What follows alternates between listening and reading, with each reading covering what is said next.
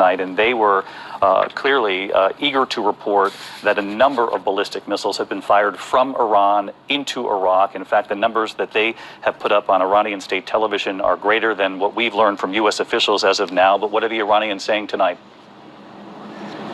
What the Iranians are saying, according to the IRGC, is that this morning, and it's very early in the morning here, courageous fighters of the IRGC's Air Force launched a successful operation called Operation Martyr Soleimani with the code Azara by firing tens of ground-to-ground missiles at the base of the terrorist and invasive U.S. forces.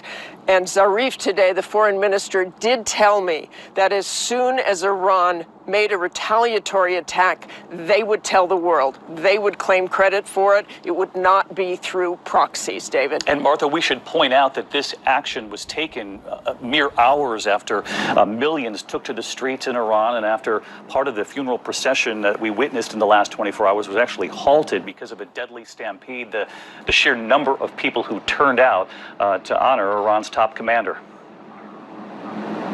They had 3 days of mourning here. There was a stampede today because the body was taken back to Soleimani's hometown. More than 50 people reported dead in that stampede. But there is so much emotion, as we have talked about, David. So much grief here, but so much anger. People calling for revenge over and over again. And that is something the Iranian officials had to balance. Zarif had to balance. The military had to balance to appease the population for the loss of Soleimani, but not push it too far. They don't want an all-out war either, no matter what they're saying here, and saying that the U.S.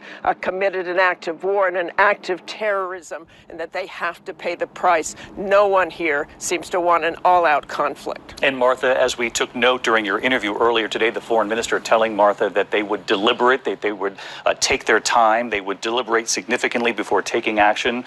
But as we're reporting on the air tonight, Iran has taken action, firing ballistic missiles at Al-Assad Air Base, that's in Anbar province in Iraq.